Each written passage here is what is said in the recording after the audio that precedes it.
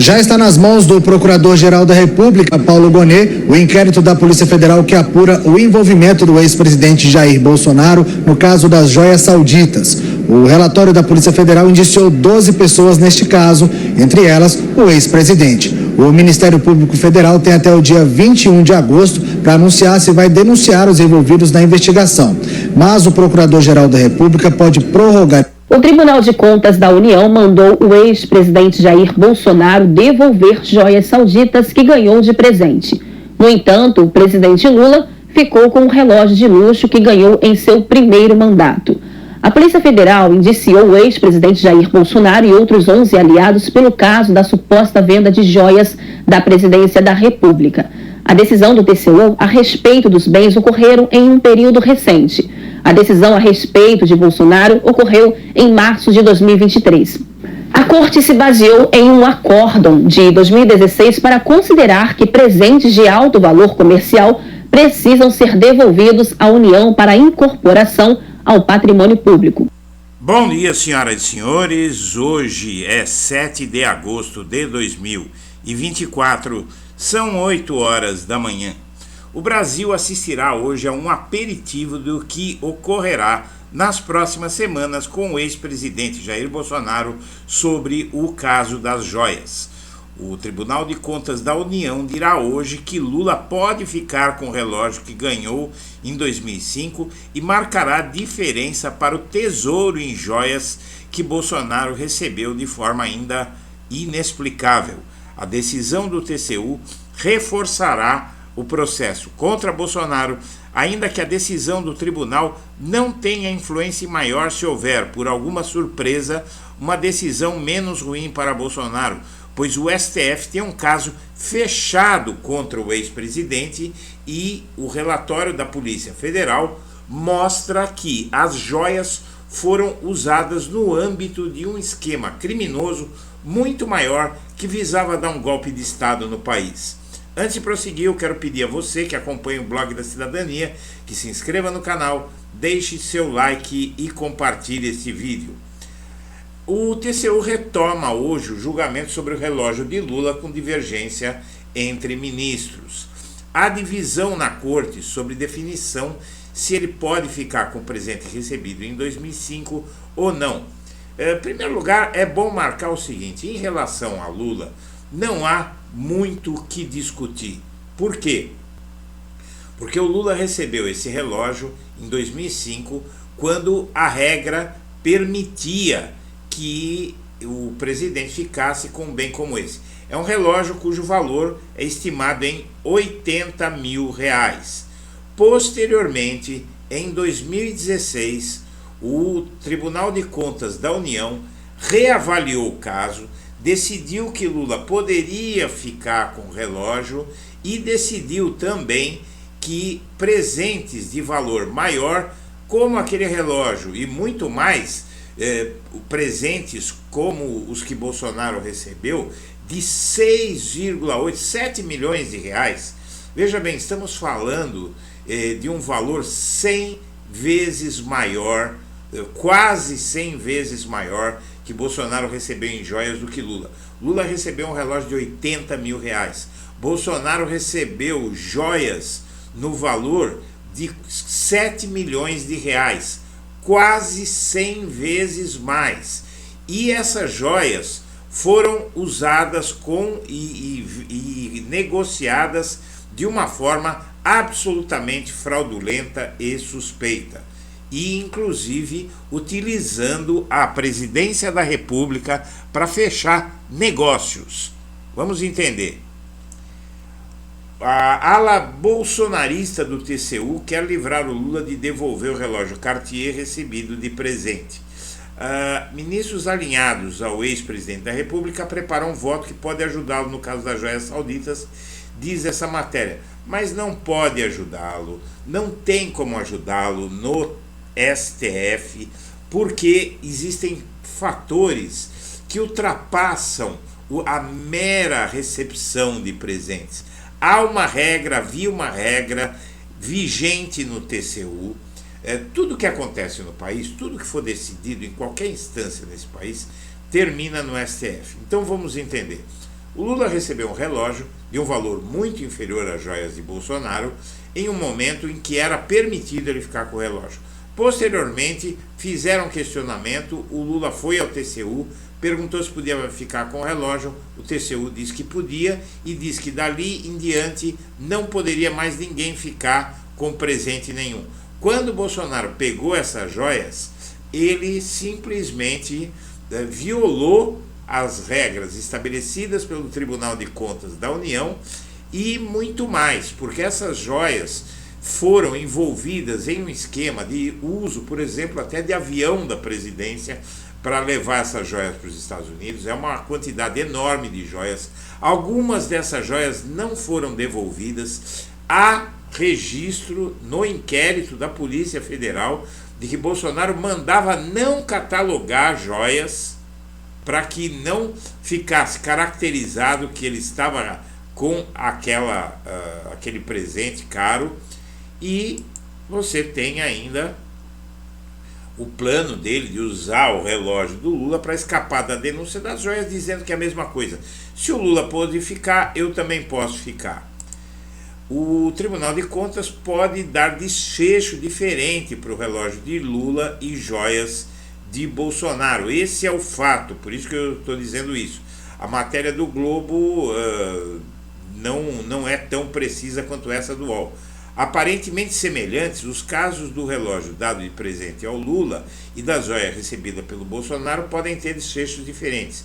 Mais do que pontos de convergência entre as duas histórias, o que não deve guiar o julgamento do TCU nesta quarta-feira são as disparidades entre as situações em paralelo para a pressão política sofrida pela Corte para dar uma resposta que não pareça perseguição a Lula ou Bolsonaro.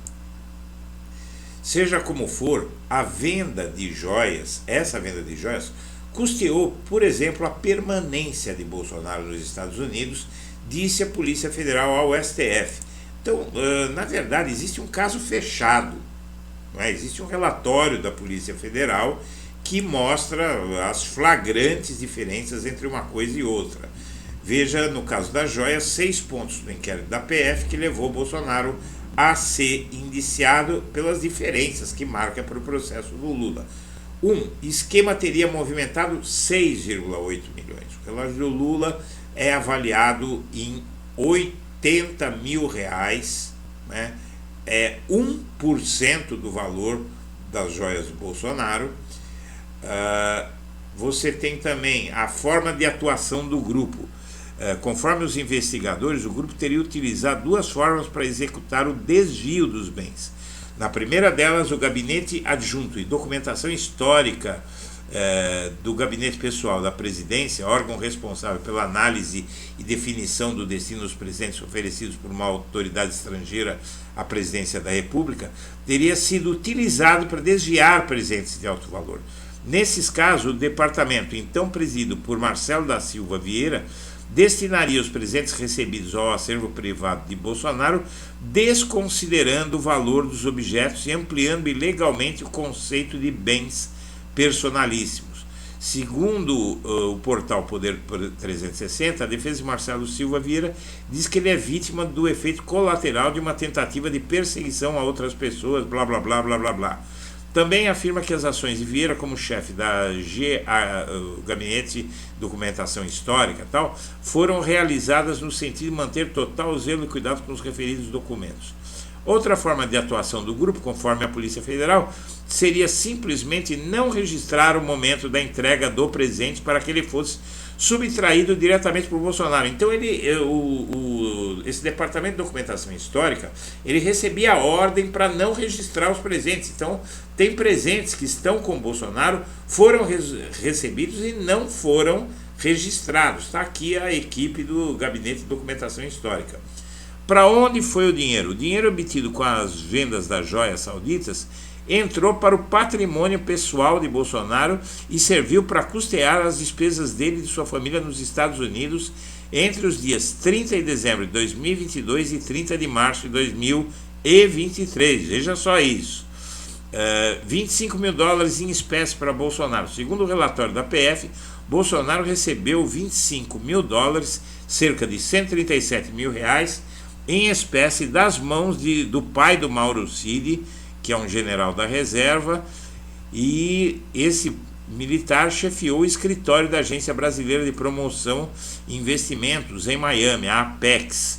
Conforme o documento, esse general teria guardado em sua residência em Miami o barco e a árvore dourados.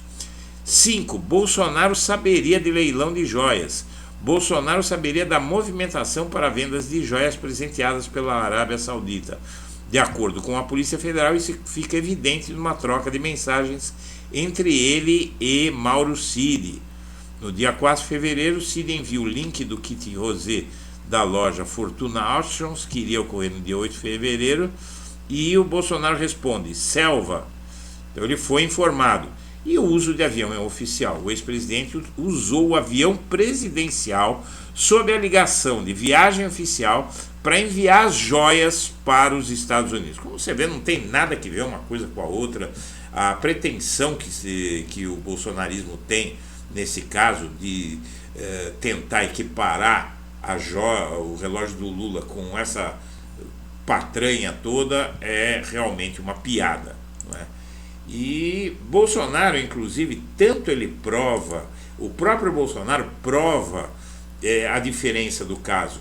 Ele nega a apropriação indevida das joias, mas não cita a venda, ele não cita que vendeu as joias, porque é aí que está a prova contra ele.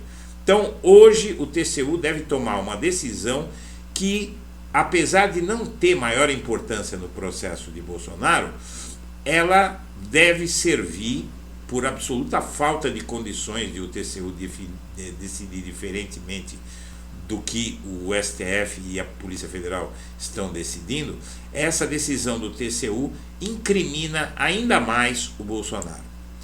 O Lula pretende deixar Israel sem embaixador brasileiro por mais tempo. Ele não tem pressa nenhuma para colocar embaixador lá, até porque as relações esfriaram ao ponto de congelamento, do zero absoluto.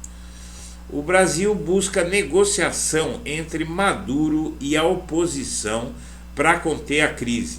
Ontem à noite, o Blog da Cidadania noticiou aqui que Joe Biden, ou melhor, os Estados Unidos, o Departamento de Estado norte-americano, recuou do apoio à eleição de Edmundo Gonzalez, que é o poste da Maria Corina Machado, da oposição venezuelana. Os Estados Unidos recuaram, tinham dado apoio, reconhecido a vitória do Gonzalez e, na verdade, não é que recuou, o Departamento de Estado disse que a comunicação do Blinken, de que havia um reconhecimento da vitória do Gonzalez, foi mal interpretado e que os Estados Unidos não reconhecem a eleição do opositor e nem a oposição do Nicolás Maduro. Os Estados Unidos dizem ainda nesse comunicado, é a matéria que está antes dessa, na noite de terça-feira, ontem, não é? Dia 6, é a última matéria de ontem, anterior a este vídeo, você pode ver lá que a fala do Departamento de Estado, o funcionário do Departamento de Estado norte-americano, dizendo que está alinhado com o Brasil e também com a Colômbia e o México, mas sobretudo com o Brasil, e vai para onde Brasil, Colômbia e México decidirem. Vamos lá, o STF volta a analisar nesta quarta uma regra que ameaça a liberdade de expressão, segundo a Veja, mas é uma regra que é o seguinte, que os órgãos de imprensa têm que se responsabilizar pelo que é dito nas entrevistas que são feitas por eles. Então isso é uma regra que vai fazer a mídia tomar cuidado com o que põe nessas entrevistas. Lula faz nova ofensiva para atrair governadores, mas sofre resistência de aliados de Bolsonaro. Lula e Bolsonaro estão disputando a eleição de 2024 entre eles, sobretudo as eleições de São Paulo e Rio de Janeiro, onde o bolsonarismo está perdendo de lavada, e nós vamos falar das eleições versus a situação de Bolsonaro na próxima edição, ainda na manhã de hoje. O Nicolas vai ter audiência no STF para dizer se aceita acordo em caso de injúria contra Lula. Se ele aceitar um acordo, aceitar se desculpar, ele não responde o processo. Se ele não aceitar se desculpar, ele vai enfrentar uma ação que pode lhe causar bastante dor de cabeça. A Advocacia Geral da União pede que as redes sociais removam um vídeo falso de Celso Amorim abraçando e beijando Maduro e confraternizando com ele. Foi um vídeo falso que o Eduardo Bolsonaro divulgou.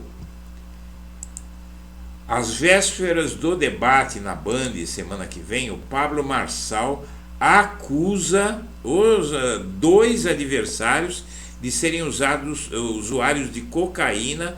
Inclusive o prefeito de São Paulo já foi fazer exame toxicológico.